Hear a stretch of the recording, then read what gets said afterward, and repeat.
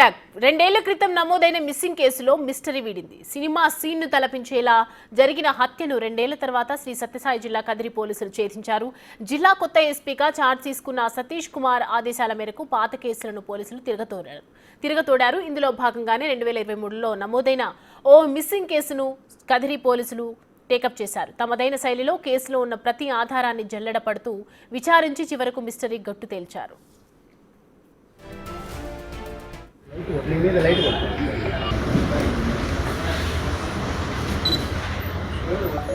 2023లో Nallacheruvu police station పరిధిలో అమర్నాథ్ అనే వ్యక్తి అదృశ్యమయ్యారు. అప్పటి వరకు కుటుంబ సభ్యులతో కలిసి ఉన్న అమర్నాథ్ కోసం తెలిసిన వారందరినీ ఆరా తీశారు. అయినప్పటికీ ఏం తెలియకపోవడంతో ఇదే విషయంపై నల్లచెరువు పోలీస్ స్టేషన్లో ఫిర్యాదు చేశారు. కేసు నమోదు చేసుకున్న పోలీసులు దర్యాప్తు కూడా చేపట్టారు. అయినా అమర్నాథ్ ఏమయ్యాడో ఎవరికీ అంతు చిక్కలేదు.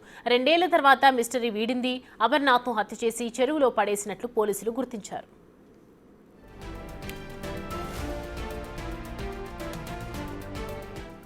ఇప్పటి వరకు ఓకే, అసలు ట్విస్ట్ ఇక్కడి నుంచి మొదలవుతుంది. దృశ్యం సినిమా గుర్తుంది కదా, తన కూతుర్ని లైంగికంగా వేధిస్తున్న వ్యక్తిని తల్లి హత్య చేస్తుంది. ఆ తర్వాత డెడ్ బాడీని మాయం చేయడానికి వెంకటేష్ ఏం చేస్తాడు అనేది దృశ్యం సినిమా. అయితే ఇదే సీన్ రిపీట్ అయింది. ఓ మహిళ స్నానం చేస్తుండగా అమర్నాథ్ అనే వ్యక్తి ఆమె వీడియో తీశాడు. అంతటితో ఆగకుండా ఆ వీడియోతో ఆమెను బ్లాక్మెయిల్ చేస్తూ వచ్చాడు. ఆ వీడియో ఇవ్వాలంటే తనతో ఉండాలంటూ లైంగికంగా వేధిస్తూ వచ్చాడు.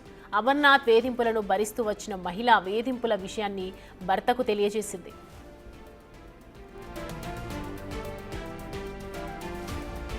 ఇదే విషయంపై అమర్నాథ్ను చంపేందుకు ప్లాన్ చేశాడు బాధిత మహిళ భర్త.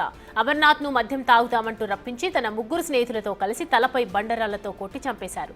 అనంతరం మృతదేహానికి బండరాళ్లు కట్టేసి జలాశయాల్లో పడేశారు. తర్వాత ఎవరికీ ఏమీ తెలియదన్నట్లుగా అందరూ సైలెంట్ అయిపోయారు. అది జరిగిన 2 ఏళ్ల తర్వాత మిస్టరీని పోలీసులు కనుగొన్నారు. దీనిపై 3 నిందితులను అదుపులోకి తీసుకుని విచారించగా విచారణలో నిందితులు నేరాన్ని అంగీకరించారు.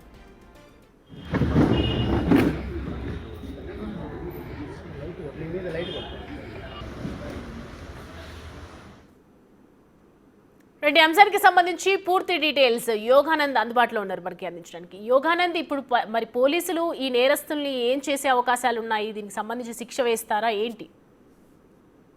వాస్తవానికి ఈ కేసు 2023లో జరిగింది. అయితే అప్పటి నుంచి కూడా ఇది కేసు పెండింగ్ లో ఉంది. ఇటీవల జిల్లాకు కొత్త ఎస్పీ సతీష్ కుమార్ ఛార్జ్ తీసుకున్నాడు. అయితే లాంగ్ పెండింగ్ కేసులు, పాత కేసులు ఏవైతే ఉన్నాయో వాళ్ళని తిరగదోడే క్రమంలో కూడా ఈ కేసు బయటపడింది. దీంతో ఈ కేసు పూర్వపర పరిశీలించి ఏదైతే బాధితులకు న్యాయం చేయాలంటూ కూడా జిల్లా ఎస్పీ ఆదేశించడంతో డిఎస్పీ శివనారాయణ ఆధ్వర్యంలో ప్రత్యేక బృందాలు కూడా ఈ కేసు దర్యాప్తు చేస్తూ ఉన్నాయి. ఈ క్రమంలోనే ఏదైతే తన భార్యను వేధించిన వ్యక్తికి చెరువులో కట్టి ఏదైతే మృతదేహం బయటకు రాకుండా తాళ్లకు మృతదేహానికి బండరాయి కట్టి ఆ చెరువులో వదిలేశారని నిందితులు. ఆ తర్వాత ఏమీ తెలియనట్టు కూడా కొన్నాళ్ళు కాలం గడిపారు. ఆ తర్వాత ఇప్పుడు ఏదైతే పాపం పడడంతో ఒకసారి కూడా దొరికిపోయారని చెప్పొచ్చు. అయితే ఒక్కసారిగా లైంగిక వేధింపులు చేస్తున్నాడు. అది కాక తన భార్య స్నానం చేసినప్పుడు వీడియో తీసి ఆ వీడియో ద్వారా బ్లాక్ మెయిల్ చేస్తున్నందుకే చంపామంటూ కూడా నిందితులు చెప్పడంతో వీరి ముగ్గురిని కూడా ప్రస్తుతం రిమాండ్ తరలించారు పోలీసులు. ససునా, అయితే యోగానంద్, వీళ్ళకి సంబంధించి ఇప్పుడు ఏదైతే ఈ నిందితులకు సంబంధించి భార్య ఉంది కదా, ఒక భర్త దీనికి సంబంధించి ఏదైతే రియాక్ట్ అయ్యారో భార్యను టేకప్ చేయడం కానీ తనేం చెప్తుంది? అంటే ఇది పూర్తిగా కూడా భార్య భర్తకు చెప్పడంతో భర్త తన స్నేహితుల ద్వారా ఇతను చంపాలని ముందు నిర్ణయించుకున్నాడు. నిర్ణయించుకున్న ప్రకారమే ఏదైతే మద్యం తాగుదామని పిలిపించి తన స్నేహితులు ఎవరైతే ఉన్నారో యాసిన్ మరియు షాదిక్ లో 3 కలిసి దాదాపు మహిళ భర్త, ఆ తర్వాత యాసిన్ షాదిక్ కలిసి మద్యం తాగుదామని ఒక నిర్మాణ చిత్రాన్ని పిలిపించుకొని అతను చంపేసే వరకు కూడా భార్య కూడా తెలివి చంపుతారని కూడా. అయితే మొదట భార్య భావించి ఉండవచ్చు, ఏమైనా బెదిరించి చూశారు కానీ చంపుతారని చెప్పి భార్య కూడా తెలియకపోవడంతో ఆమె కూడా ఒకటి షాక్ గురని చెప్తున్నారు.